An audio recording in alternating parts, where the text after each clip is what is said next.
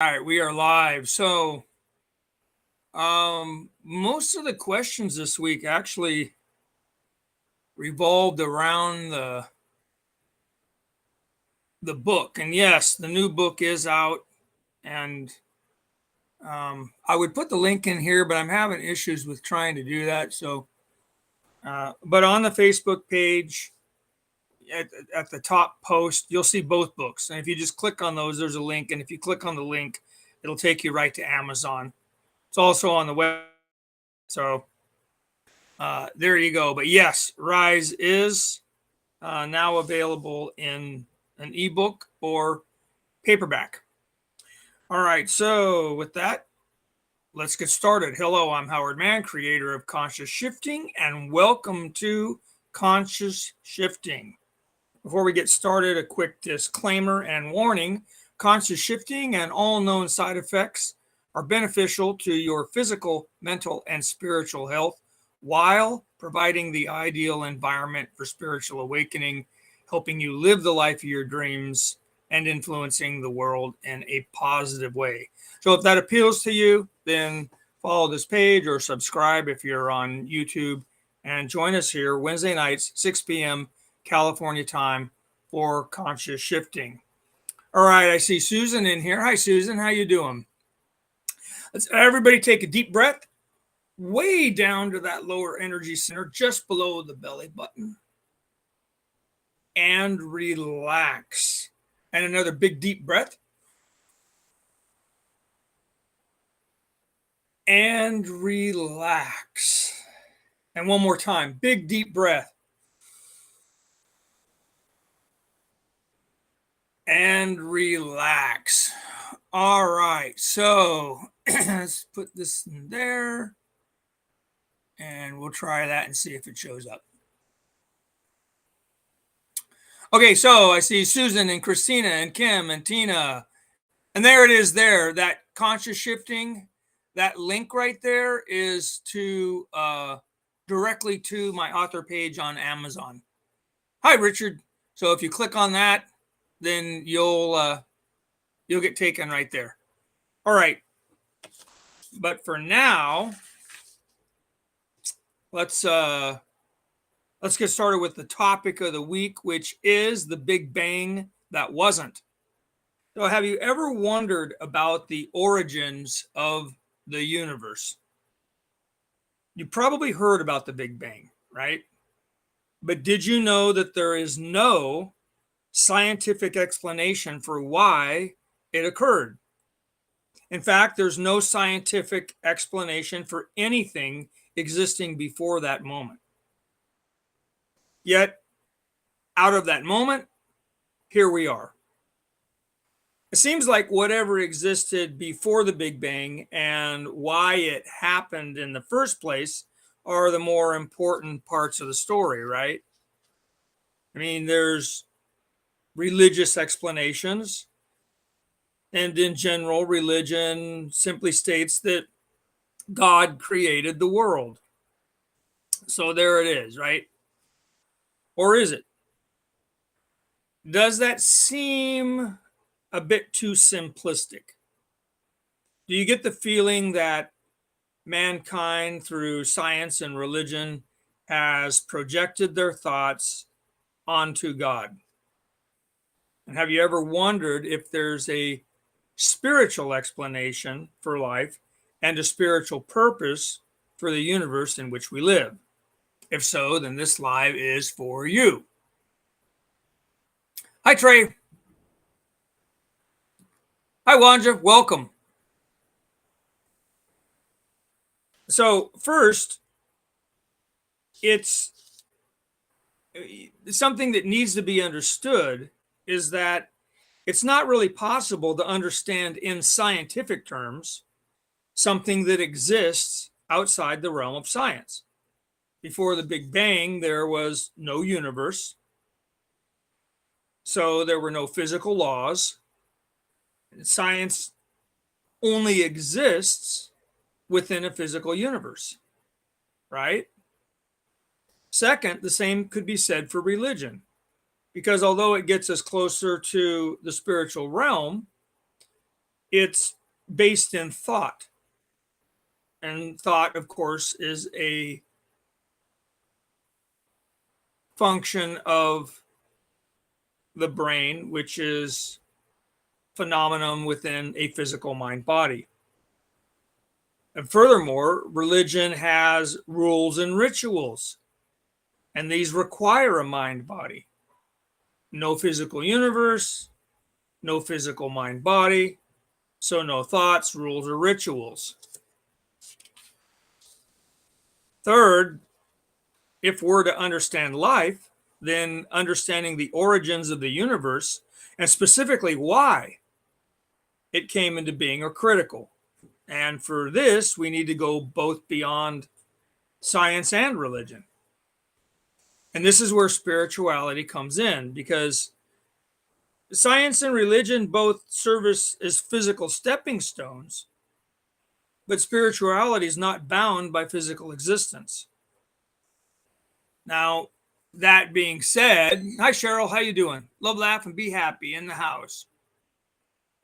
That being said, there are those in the spiritual community who shy away from discussing God.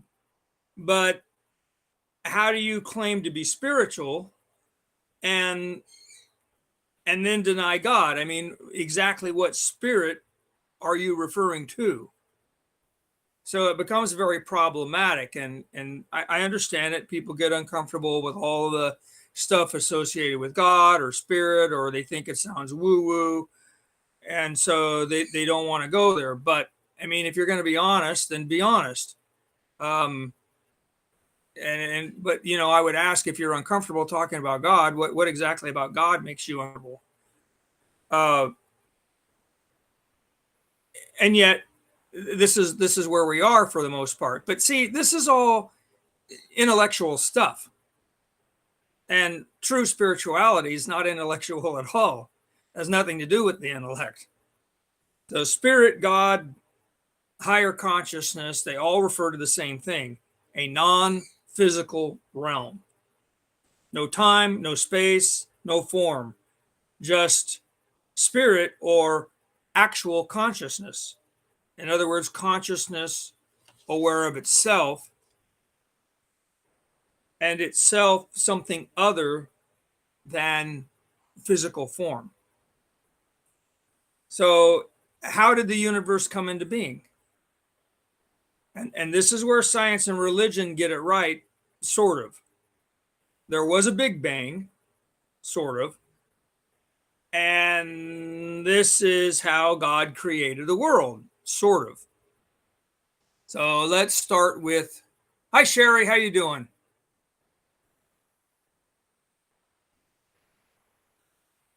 All right, sounds good. So let's start with what science can explain. And what they will tell you is that there was a singularity. In other words, everything in the known universe, or what was to become the known universe, was compacted into this tiny speck. So tiny, in fact, that it probably would not have been visible to the human eye. So imagine that. As vast as the universe is, I mean, it just seems to go on forever with galaxies and stars and planets. All of that in a tiny speck, so small you couldn't see it. Now, this is science. This is their explanation. And they're pretty sure of this. I mean, they can look back, these telescopes, it's like the further out into the universe you look, the further back in time you're going, because it takes that long for the light to get here. So it really is looking back in time. The thing is, though, that everything that was to become the universe was contained within that singularity, because that's all there was. And yet we have all this. And then approximately 13.8 billion years ago, the Big Bang occurred.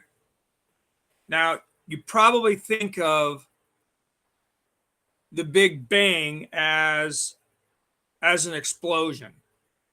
Sort of. It sort of was.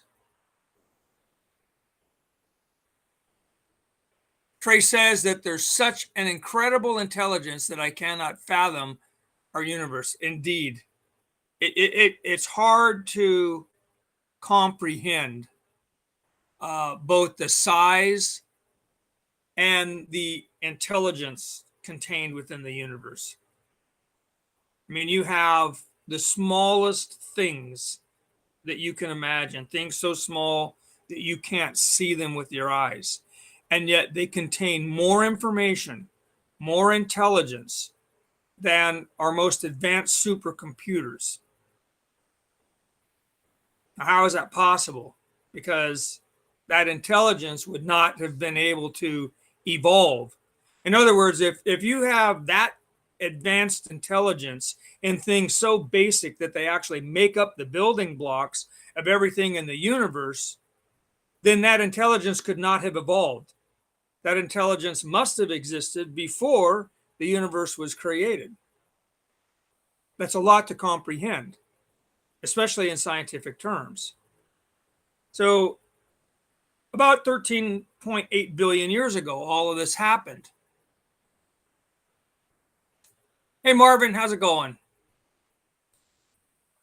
And you probably think of the Big Bang, you hear about it and you think, oh my God, you know, the universe, it must have been this massive explosion. But what really happened was that suddenly there was this very rapid expansion of this tiny speck. And it expanded in a very small fraction of a second from something so small that you couldn't see it with your eye to something that's, you know, perhaps the size of a basketball. That was the Big Bang. And although it was intense, I mean, on an energetic level, it was extremely intense, much more than, say, the sun or a nuclear reactor or anything like that. But although it was intense, there was no atmosphere, right? I mean, you just had this expansion of this little speck. There was no atmosphere, so there would not have been the sound of an explosion. All of this would have happened in silence because an atmosphere capable of disturbances in the sound waves that we interpret as sound didn't exist yet. Though from there, the expansion of the universe continued, much as it still does today. They can look out and see that, you know, stars and galaxies are still being born. It hasn't stopped. It's just getting bigger and bigger and bigger.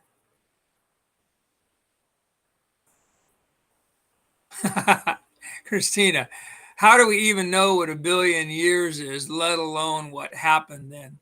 Well, a billion years is hard to wrap your head around. I mean, a very long human lifespan is 100 years. So, you know, you start adding those zeros to get up to a billion, and it's just a number that, you know, they toss around like it's no big deal. But yeah, you're right. I mean, it's just to try to compare it to anything, you can't really do it because there's nothing in your daily life that, except maybe the national debt, where you get into numbers that large. You know, it doesn't mean anything. It's just for all practical purposes, and that's why they say the universe is infinite, because for all practical purposes, it's just so massive. It goes on for so long, for such a distance, that to us it would be like infinity. I mean, just think of it that way, something that just never ends, you know. And the way they know is, again, looking through these telescopes. It's like looking back in time, so they can kind of get a pretty good handle on, based on what they're seeing, how old things are, judging, you know, how long it takes to light. They know that light travels at 186,000 miles per second. That's the speed of light. So they can gauge, you know, how far back they're looking and then how long it would take for that light to get here. So it kind of tells them how long ago it was. They just do the math. And as far as what happened, they can get very, very, very close to the moment that it occurred, but they they can't get back to that moment. Everything breaks down. And again, I mean, that's kind of my point, is that you can't understand something in terms of science that's beyond science. Science is explaining the physical universe. When you get beyond the physical universe, there's no science. So you can't really understand it in those terms. Same with the intellect. Thinking won't get the job done. So the best they come up with is there was just this speck that expanded. Singularity is what they call it. And this expansion was the Big Bang, although there wasn't any noise. And so there was this Big Bang, but it wasn't really quite a Big Bang. However, it was the biggest event in the history of the universe. I mean, it was when the universe came into existence. That's a pretty big event, right? And something created the universe. And I say, yes, created, because the universe is obviously intelligently directed. And like I just was talking about, with the intelligence being in the things that make up our universe, the building blocks of our universe contain as much or more information as things that came much later. So that intelligence had to have been there in the beginning. We don't live in a chaotic universe. We live in an ordered universe. If we didn't, there wouldn't be scientific laws. So the laws are based upon the order that we can observe, and we can make these laws. We know that energy is going to behave in a certain manner, that chemicals are going to react a certain way, and so we kind of make sense out of all of this. But the intelligence, that's directing our universe must have been present before the universe was created in order to direct this order, right? And while religions state that God created the world, they don't exactly explain how. So let's just say that both science and religion kind of got this creation thing right. But then why create a universe? And what existed before? And that's where it really starts getting gnarly.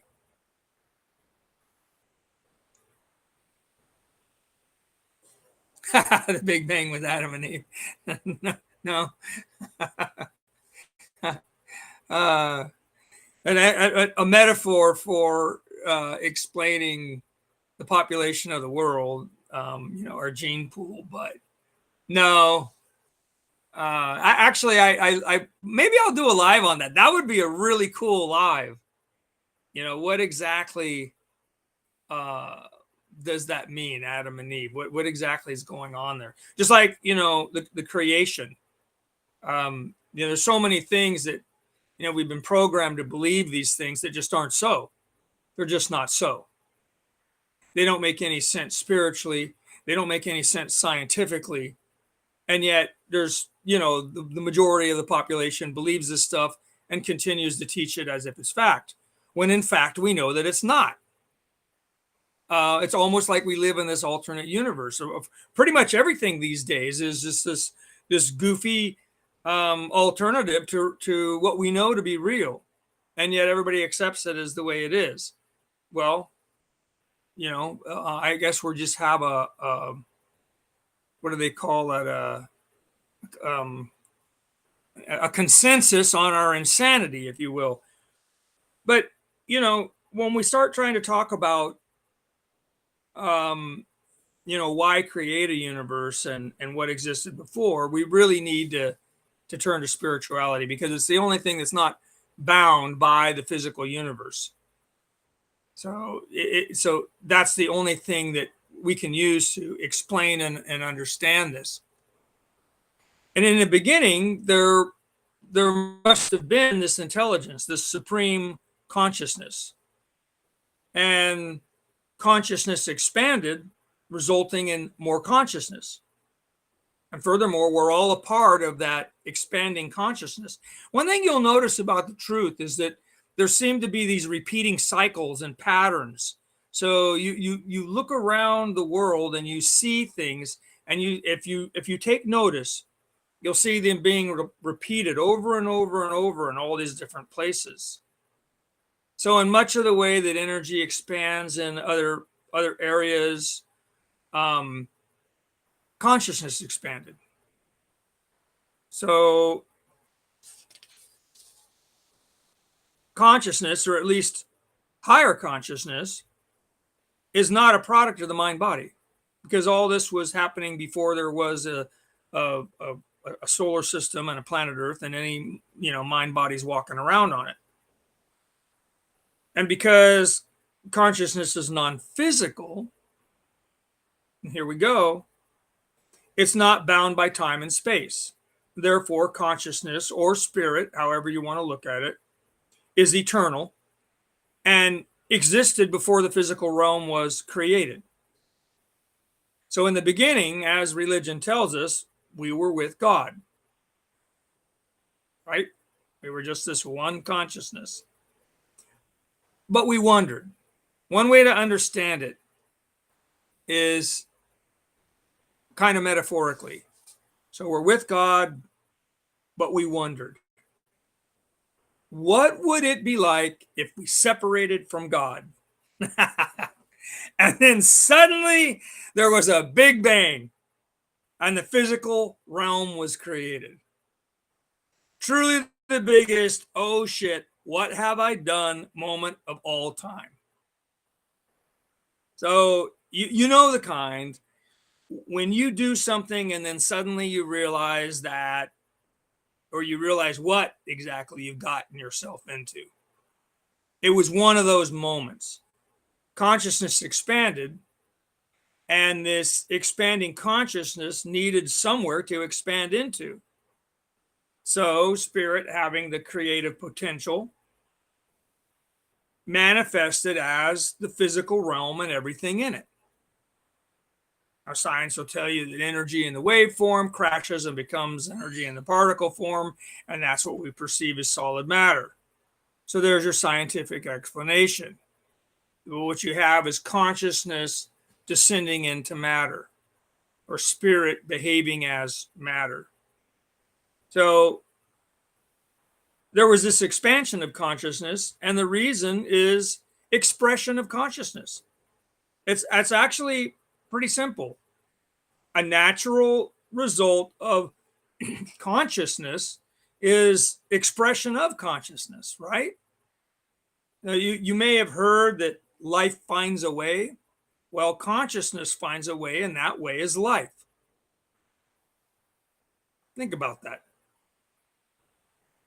The problem is that as we inhabited physical bodies, we started believing in the physical world. That's where we messed it up. Hi, Katja. Trey, no wonder the earth was flooded. Christina's asking, separated from God can never happen, right? That's absolutely true. It can't happen. You can't, if you have all parts, look at it this way, okay? All parts make up the whole. So all these is what appears to us to be, now we're talking on a spiritual level, what appears to be individualized streams of consciousness, otherwise known as souls, what appears to be individual souls are really just all of the parts that make up supreme consciousness, or God. So the example I like to use is the sun. You look at the sun. Well, don't stare at it too long. But you can imagine the sun. It's this. You don't want to go blind from the light. So there's this massive ball of energy, light energy, and projecting out in all directions are these somewhat individualized rays of light. The thing is, they're all emanating from this massive ball of energy. They're still connected to the source. And together, they make up the source. If you take some away, you no longer have the source. It's less than it was. So it takes all these parts to make up the whole. They're emanating from a common source. They're connected to a common source, but they're expanding out in all directions. So one way to understand this in simple terms is that a soul is to God what a ray of light is to the sun. So you get it? So that's the reason why there cannot really be separation from God, because we are God. Not that any one of us individually is, but all of us together are. So how can you separate from yourself? How can consciousness exist outside of consciousness? It can't. So that's impossible. It was more like we imagined it. What would it be like if? And spirit has creative potential. What spirit thinks manifests into, if you can call it thinking, it's easier to understand that way. Obviously, you're talking about something without a body, without a brain, so there aren't any thoughts. But still, there's a consciousness. So whatever that consciousness is pondering manifests in reality. And so just the idea, I wonder what it would be like if we separated from God, created the Big Bang, and created this physical realm, which we know, science knows, is an illusion. It's not real. So again, it's more like a dream that spirit's having. It's more like consciousness imagining this physical realm and what it would be like. But no, there could be no real separation. That's where we went wrong. And that's what is responsible for all of the problems that mankind has, is this belief that separation occurred. That is the fall from grace. Going back to Adam and Eve, we could get into this a little bit, where they were tempted by the serpent and the tree of knowledge and all this kind of stuff, that by eating the fruit they would have knowledge that they didn't previously have. Well, sort of, but that was the fall from grace. And so rather than being one with all that was, and in the garden and with God and all this kind of stuff, living in this harmonious state, they suddenly became aware of something other. In the Bible, it says their nudity, for example. They were suddenly aware that they were nude. Well, that was only because of this alternate knowledge, this idea that they were separate from each other and from God. You see? So that's kind of what's going on here. The problem is not that we find ourselves here and that we're experiencing this life because there's a reason why we did this. To imagine what it would be like to, what would the experience be to experience it. So we're here, we're doing it. But where we blew it was we started identifying with these mind bodies as if that's who we were. Not spiritual beings temporarily in a mind body, experiencing life through a mind body, but believing that we were actually mind bodies, individual, separate mind bodies, not connected to each other, not connected to God. If you can understand that's the reason for all the problems we face. Because if we saw each other as one spiritual being, none of these things would be happening. Think about it. There'd be no Democrats versus Republicans. There'd be no gay versus straight. There'd be no poverty. There'd be no starvation. There'd be no wars. There'd be none of this stuff. It only exists because we bought into the egotistical view that we're separate from each other and we're separate from God. And then with that perspective, we get into the negative emotions. We fall into darkness, and all of a sudden, here you go. We've got the world as it exists. So that's a really deep point. No, we can't separate. It never actually happened. It is an illusion. But we believe it to be so, and so we live a falsehood. Kim says, only in our own illusions. Exactly. Sherry, because when we died, we will be crossing over to another pathway with God. Good people, of course. Actually, everyone. And here's the reason why. The good and the bad, you're still back to that belief in separation, that there can even be a good and a bad. If there's just this one spirit, and that's all that exists and everything else is a lie, then you can't even really have good and bad. So you can't have heaven and hell. Those are levels of consciousness. That's all. The belief in the separation from God is a consciousness of hell. That's why we have the problems that we do. When we identify with our spiritual essence and rise in consciousness, we move into a level of consciousness that you could describe as heaven. So, in a sense, we cross over because our souls are eternal. They're not, but that the reason is because there was never even a birth. The physical body was born, and there's this life process, and then it expires. The soul is the constant in the situation. It's eternal energy. It has always been what it's been, and it will always be what it is. Everything else is an illusion. And so, again, in the physical realm, we perceive things like time and space. Everything's in a constant state of change. So it couldn't possibly be the truth if it's always changing. There's nothing truthful about it. It's all an illusion.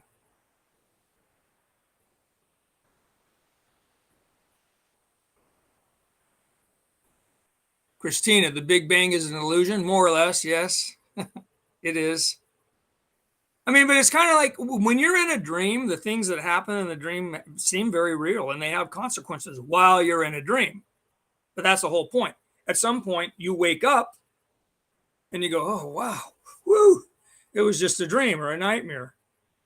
And that's why I say everybody, you had brought up, the good and the bad. The good, of course, will cross over. Everybody will, because the bad is nothing more than the lies and the emotional trauma and the damaged psyche being projected onto the world stage. That's not who we are. It's not who we are. That's the trauma being projected. That's the pain being projected.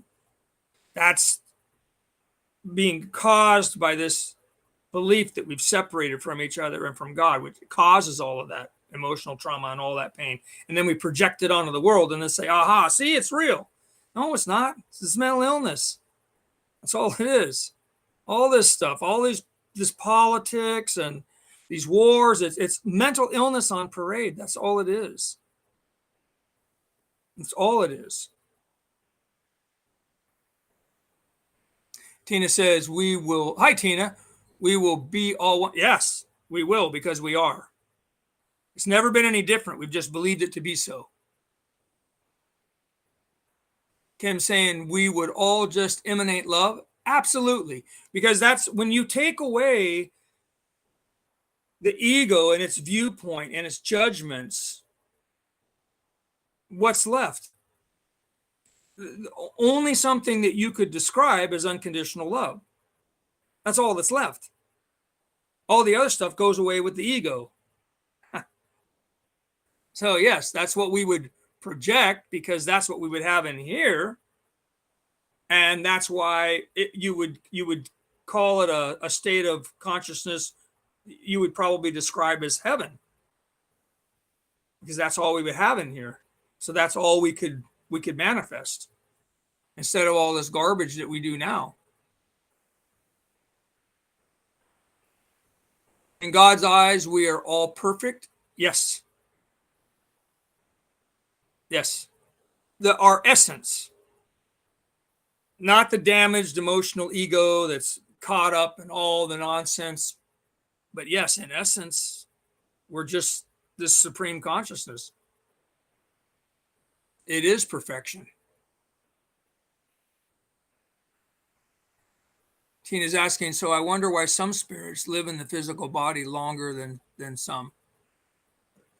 Now you're getting into some of the stuff that we do while we're here. And that kind of takes the that's a whole different conversation. It gets into trauma from earlier in life, trauma from past lifetimes, things that we come here to do and experience for the purpose of having the opportunity to transcend those levels of consciousness into higher states of consciousness.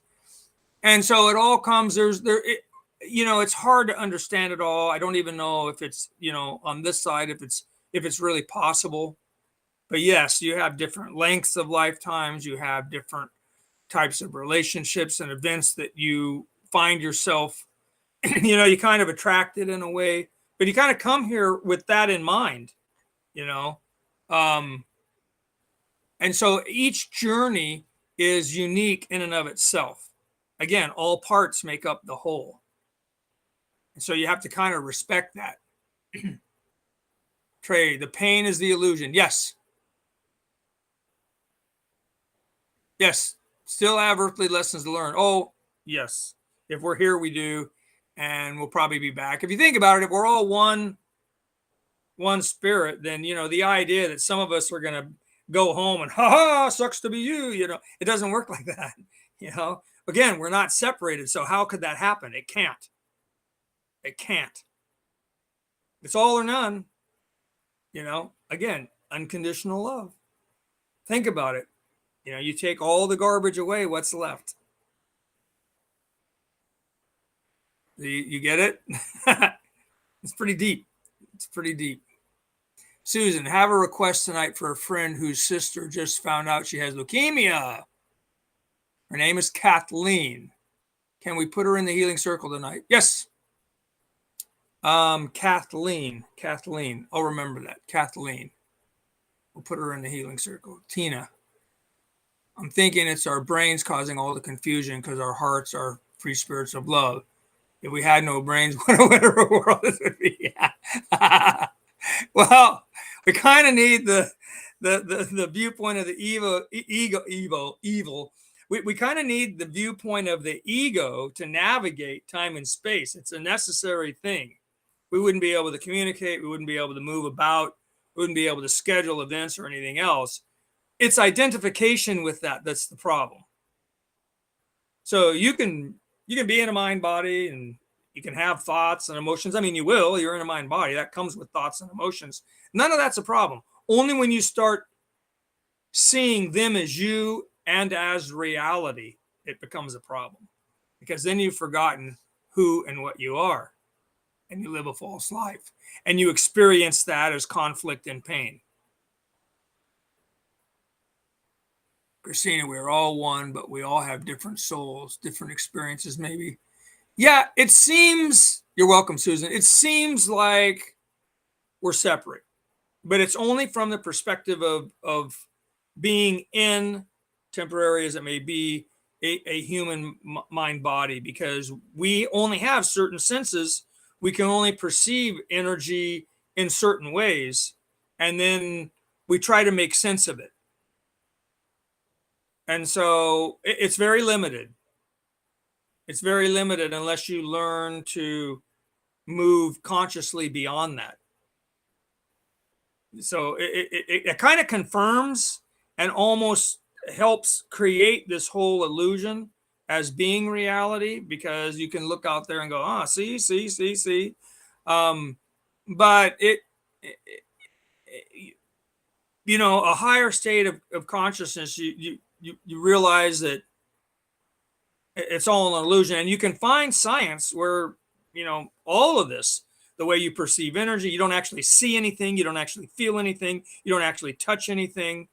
The universe doesn't have any solid matter in it. It's all just molecules that are vibrating real close together in a specific frequency. You can find where, you can discover it, but to really understand it, you have to connect with your spiritual essence and move beyond it. You have to let go of all ideas, all thoughts, all emotions, and just sort of drift into the unknown to connect with your spiritual essence. As long as you stick with the known, you're only going to experience and create what you already know. And people get afraid of the unknown, but the answers to lower consciousness are higher consciousness. And if higher consciousness was unknown, then we would already be creating that. So you have to let go. You have to let go of the falsehoods. And that's tough for a lot of people. It's tough for everybody until you start learning to do it. And there's very few that get very good at it, at least at this point in human evolution. Oh, I don't know about all that. Intelligence, I don't even, I think of it more like a calculator. Some people calculate better than others, I guess, but that's all it is. It's like a calculator you get out when you need to do some analysis, and then you put it away. Spiritual knowledge is something you know because you are it. When you connect to it, you just know. There's no thinking involved. There's no learning. There's nothing, no badges to earn. There's no school you go to, spirituality 101, I'm going to move into the next level here. It's not like that. When you begin to let go of the falsehoods, you start to rise in consciousness. And as you do, you just understand things on a deeper and deeper and deeper level, because you experience them. It's like we could talk about fire. We could talk all about fire, what you can do with it, what it looks like, what it sounds like, or any aspect of it. Try to describe heat. We could talk all about fire. Think all kinds of thoughts about fire. Try to, compare other things and get emotions involved in fire. But you really don't know unless you've experienced it. If I grab hold of your hand and I stick it into the fire, you'll know fire. You'll know it from experience. And spirituality is the same way. Higher levels of consciousness are the same way. You know it when you've experienced it, and then you realize that's what you are. So you become it, so to speak. And then as your levels of consciousness rise, your understanding of things deepens. The energy around you raises in accordance with the level of consciousness that you're holding. So what you attract into your life, what you manifest, these sorts of things starts to change. That's how heaven on earth is going to be created, through a very high state of consciousness. But the problem is that Tina's saying, was it Helen Keller blind and deaf? If she wasn't taught fire was hot, would it be? Yes. She'd still get burnt. But I understand what you're saying. If you're blind, you're not going to see things the way other people see them. But you can still experience real things. You won't see the illusions per se. But I imagine in her mind it still made some sort of, she had to have some way of understanding things. I don't know if it was visualizations the way we visualize them. Might have looked completely different, especially somebody who's, blind from birth.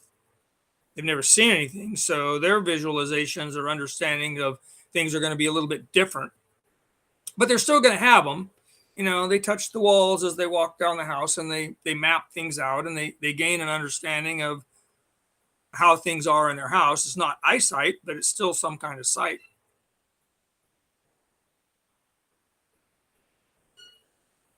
Richard says, good to hear about the no physical form realm, and that the intelligent order has some repeating patterns from this individualized stream of consciousness. Yes. And you'll notice them out there, and these things, there's nothing but patterns and repeating themes, and there's definite order here. There's definite order. Christina, are you talking about leaving the body and visiting different dimensions? No, not really. You'll experience those when that's the level of consciousness that you hold.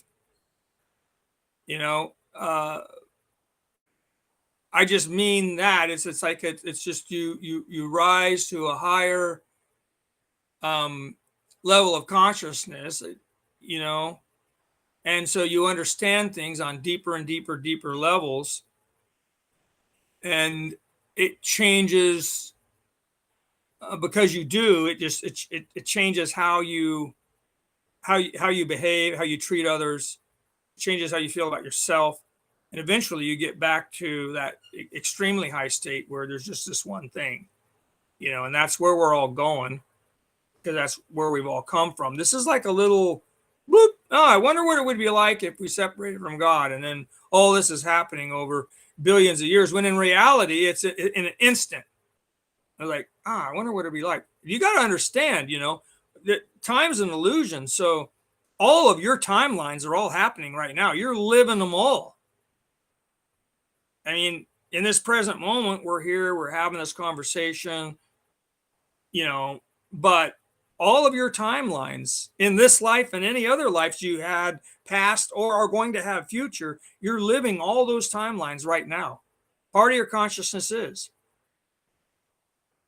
And the thing is, like, a lot of what we talk about sounds like woo-woo BS, and it's easy just to dismiss it like, what a bunch of crap.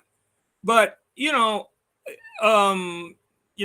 also, that's why I always mix science in with it, because some of it science can confirm, enough of it to where if this stuff wasn't true, then we wouldn't exist. We wouldn't be here having this conversation. We couldn't be. This universe wouldn't be here. Science would fall apart. Everything would go into chaos. If it existed at all, it might just completely vanish, depending. So, no, there's order. And this stuff is real, and it can be understood intellectually. But what I'm saying is you have to kind of experience it. And the example was, if I put your hand in fire, then you experience fire. In other words, you know fire. You're not trying to figure out, I know they said it was hot. What's hot? I know they said it was bright. What's bright? There's no mistaking it. You know what I mean? If I put your hand in fire, you're going to know firsthand through experience what fire is. And you'll never forget it. You'll know. You won't think, you'll know. And that's the difference. As you experience higher levels of consciousness, you'll know. It's not a thinking thing. The intellect's not even involved. That's all really low-level stuff when you get right down to it.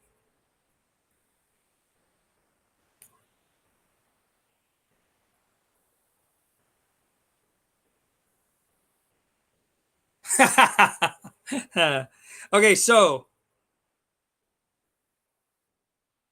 the problem is that when we descended into matter, we inhabited these physical bodies. The problem was we started believing that we were these physical bodies, that we had separated from God, and that we were separate from each other, and that we were these mind bodies. That's who we were. And these thoughts and emotions we have are who we are. So instead of living this sub-reality, this illusion, as spiritual beings temporarily in the human condition, we started believing in the physical realm as if it was reality and we were physical beings. Consequently, we then live our lives as if we're physical creatures limited by the birth, life, and death cycle of the physical world. To the contrary, it's more like consciousness had a dream that it existed outside of itself. And again, within a dream, whatever happens in the dream seems real while you're in the dream, but it's just a dream. But consciousness can't exist outside of itself. That's actually more of a nightmare. And here's the case in point. We created this realm to express consciousness. But by believing that we're physical beings, we prevent that expression. You follow that? We created this realm to express ourselves spiritually.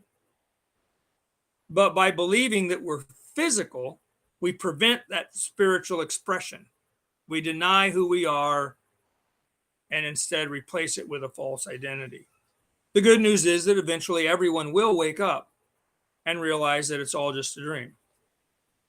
At some point, we'll realize that consciousness does not and cannot exist outside of itself.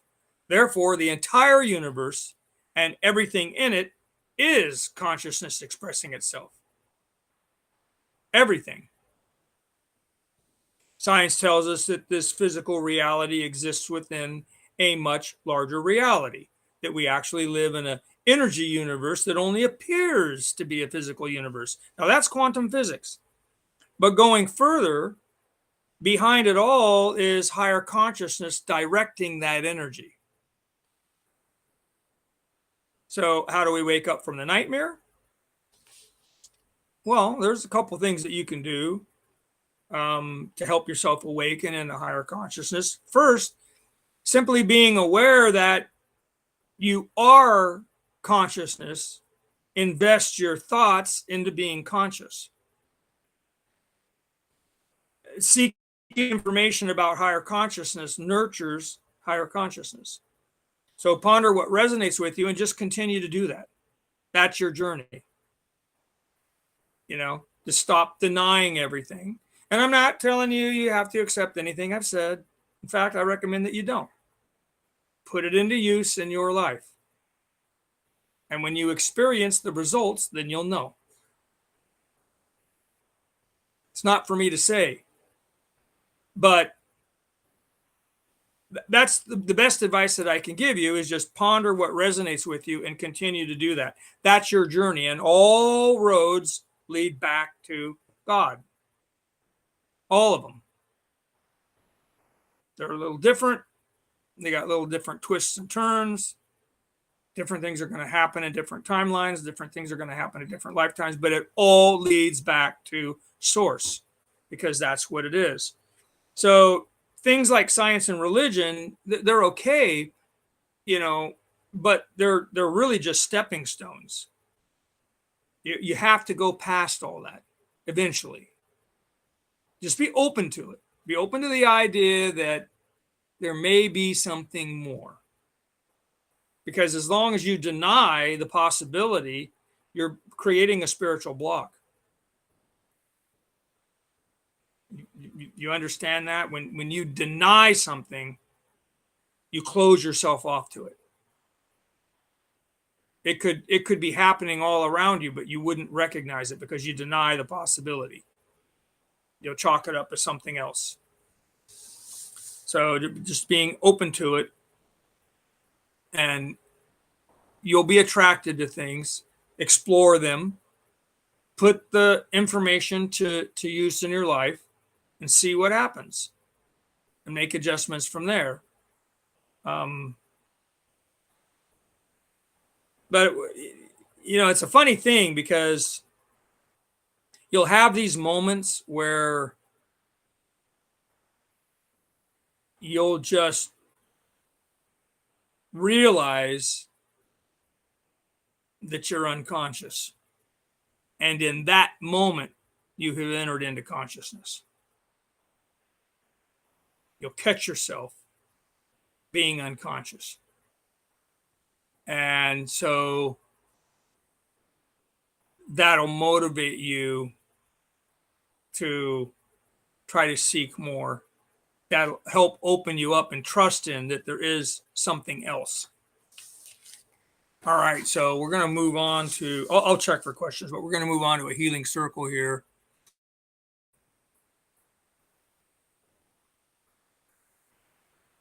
Christina, it's a beautiful thing to be in a higher realm. Yeah, it just gets better and better. What if your dreams come true?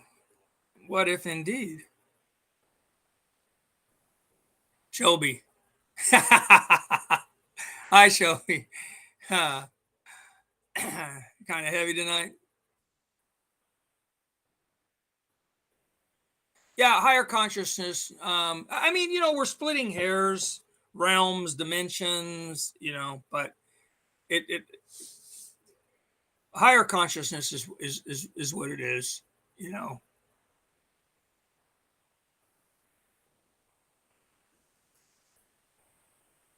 That is critical, Shelby.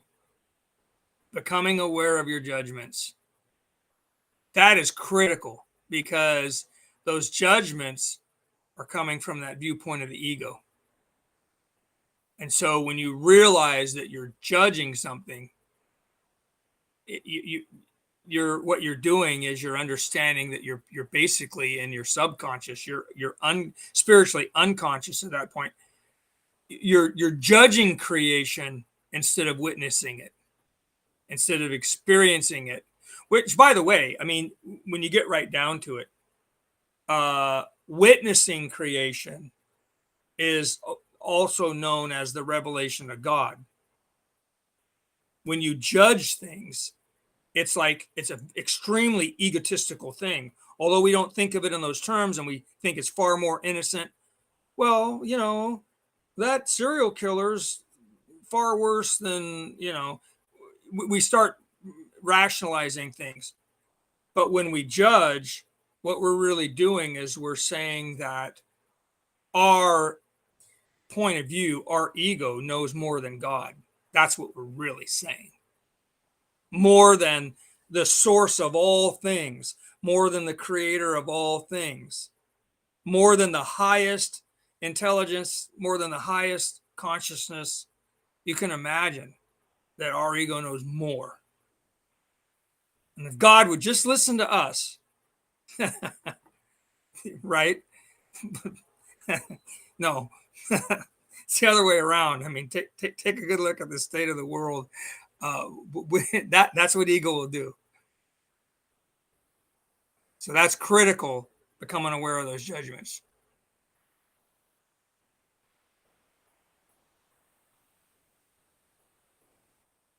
A potato chip in the shape of a heart. Awesome. Awesome. All right, so let's move on to a healing circle. Let me change the banner here. And it was, oh, shoot. Was it Kathleen? If I got that wrong, put her name up here again.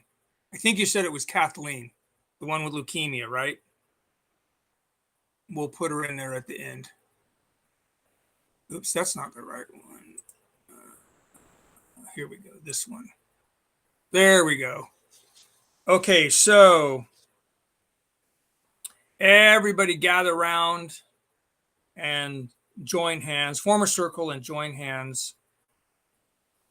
Gently close your eyes. I'm going to have to peek once in a while to make sure that you don't put a different name up there. But everybody gently close your eyes and your mouth and form a circle. Join hands. And then begin breathing through the nose down to that lower energy center just below the belly button. I'm getting the hiccups. And then exhale back out through the nose. Awesome, Kathleen. Okay. So again, deep breath way down to the lower energy center. And then exhale back out through the nose. And again, breathe in peace. And exhale all tension. Breathe in love. And exhale all that is not love. Breathe in peace. And exhale all troublesome thoughts. Okay, so continue breathing on your own. Higher consciousness is always just a breath away. When you find yourself in negative emotions or having trouble or stress, just start with the deep breathing. Now here, as we join hands in the healing circle, we are all together in consciousness. Let's expand our consciousness. Let's drop our limiting beliefs. We live in an energy universe. Energy makes up the atoms that make up the molecules that make up all physical matter. Conscious energy. Consciousness in an atom. And yet, consciousness is bigger. Consciousness in about 100 trillion atoms in each and every single most human cells. And yet consciousness is bigger. Consciousness in about 100 trillion cells in a human body. and yet consciousness is bigger. Filling our healing circle, and yet consciousness is bigger. Expanding beyond our healing circle, and yet consciousness is bigger. Expanding beyond our cities, our states, our countries, and yet consciousness is bigger. Expanding beyond our planet, our solar system, even beyond our galaxy, the Milky Way, consciousness is bigger. There are 10 times as many stars in our night sky as there are grains of sand in all of our beaches and deserts combined. And yet consciousness is bigger. Consciousness fills our universe, and yet consciousness is bigger. Consciousness is the smallest thing in the universe, and yet consciousness is bigger than the universe. And we are part of that consciousness. Conscious energy that manifests as physical matter. Consciousness is our universe and everything in it. And yet consciousness is bigger. Consciousness is limitless. Consciousness is eternal. And we are part of that consciousness. We are all here together in consciousness. We are eternal consciousness. Let's just sit with that for about a minute and then we'll continue.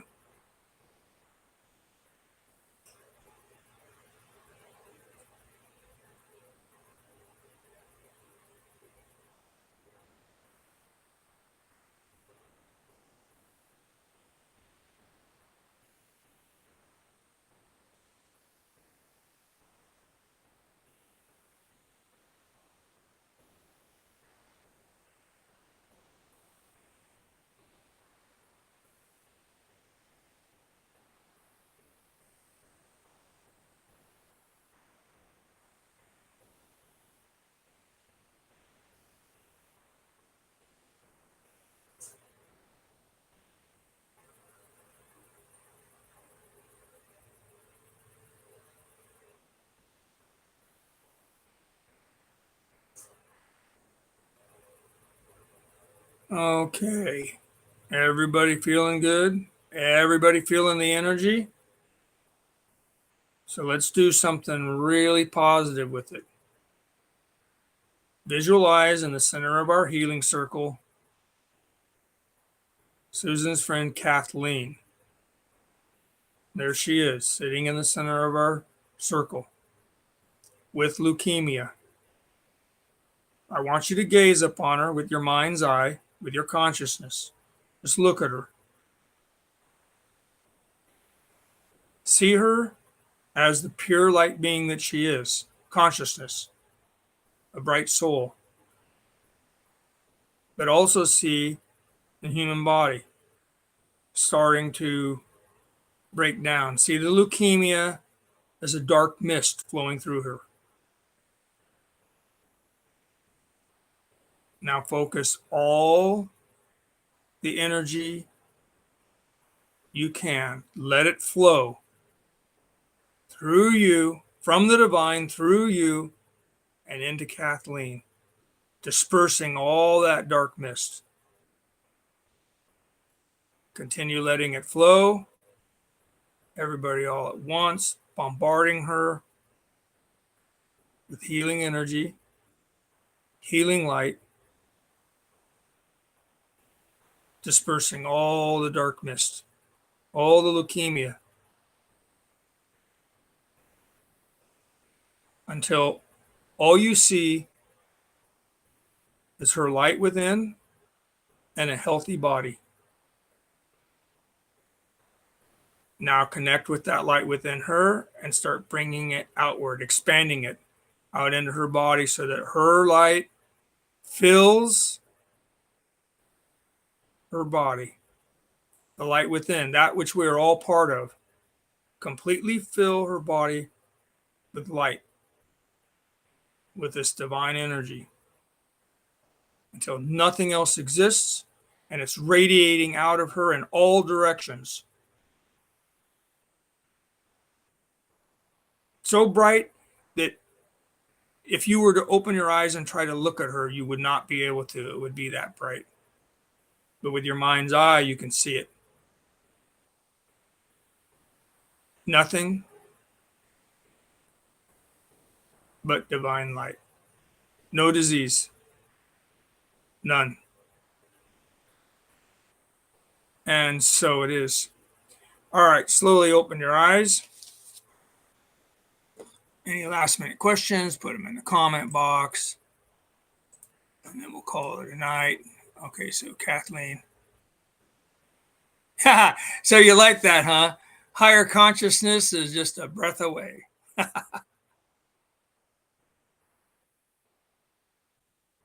All right. You're quite welcome, Cheryl. And you as well. Says you really enjoyed tonight's live and healing circle. So with that, and Kim's reminding everybody to drink a full glass of water, stay hydrated. With that, we'll call it a night. I honor the God within you, and remember, until the next time, the only way to bring about the greater good is to be the greater good. Good night.